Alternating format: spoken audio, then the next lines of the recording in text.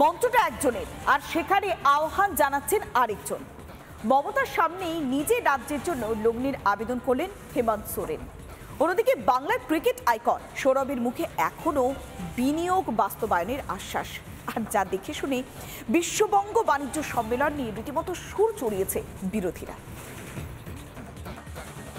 Bengal is your sweet home, and it is your sweet home, and it is your sweet destination, and it is your positive destination.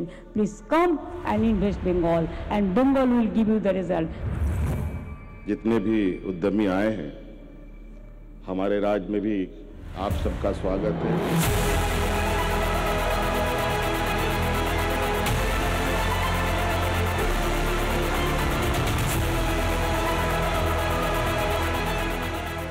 মঞ্চ সাজিয়েছেন মমতা ব্যানার্জি। লগ্নি লাভের আশায় দেশ বিদেশের শিল্পপতি প্রতিনিধিদের ডেকে এনেছেন বাংলার মুখ্যমন্ত্রী, এমনকি আমন্ত্রণ জানান পড়শি রাজ্যের মুখ্যমন্ত্রীকে। আর বণিক সভার সেই মঞ্চেই কিনা নিজের রাজ্যের ঢাক পেটালেন হেমন্ত সোরেন। প্রাকৃতিক আর খনিজ সম্পদে ভরপুর ঝাড়খণ্ডের বিজ্ঞাপন করলেন তাবর শিল্পপতিদের সামনে।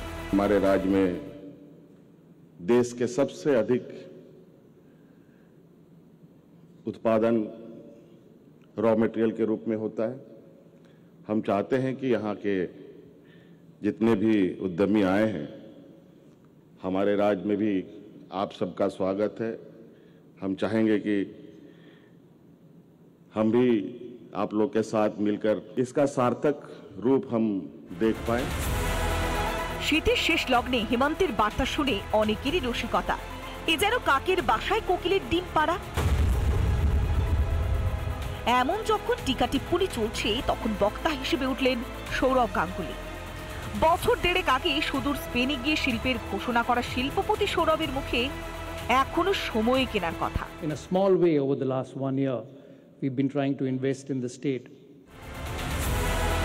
জ্যোতি বসুর আমলে পশ্চিমবঙ্গের শিল্পায়ন নিগমের চেয়ারম্যান সোমনাথ চ্যাটার্জিকে মৌ দাদা বলে কটাক্ষ করত বিরোধীরা। অসংখ্য লগ্নির বাস্তবায়ন না হওয়ায় এমন শিরোপা জুটেছিল সিপিএম সাংসদের।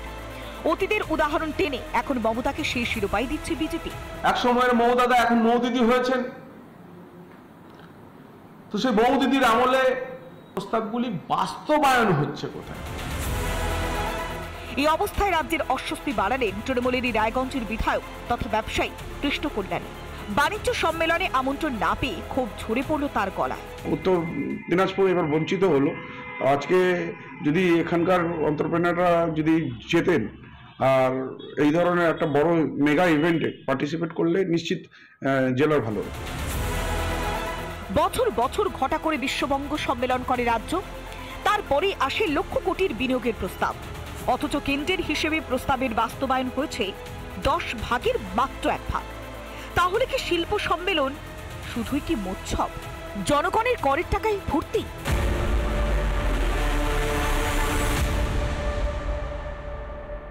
রিপাবলিক বাংলা।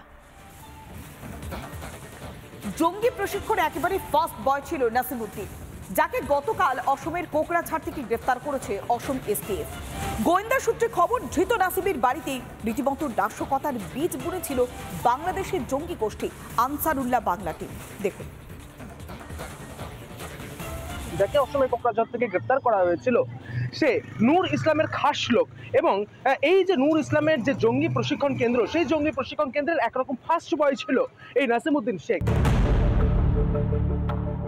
মঙ্গলবার অসমের কোকড়াঝাড় থেকে জঙ্গি নাসিমউদ্দিনকে পাকড়াও করে অসম পুলিশের এসটিএফ। মুর্শিদাবাদের হরিহরপাড়া থেকে ধৃত জঙ্গি মনিরুল শেখেরও ঘনিষ্ঠ ছিল এই নাসিমউদ্দিন। আইডি তৈরি থেকে শুরু করে সমস্ত জঙ্গি প্রশিক্ষণের যে সমস্ত যাবতীয় ব্লু প্রিন্ট থেকে ম্যাপিং সমস্তটাই করতো এই নাসিমউদ্দিন, এবং সেক্ষেত্রে অত্যন্তই পারদর্শী ছিল এই নাসিমউদ্দিন বলে গোয়েন্দারা এখনো পর্যন্ত জানতে পেরেছেন। গোয়েন্দা সূত্রের খবর, পেঁয়াজের বীজ কিনতে যাওয়ার নাম করে একাধিকবার অসমে যেত মনিরুল। সেখানে নাসিমউদ্দিনের বাড়িতেই থাকতো ওই জঙ্গি।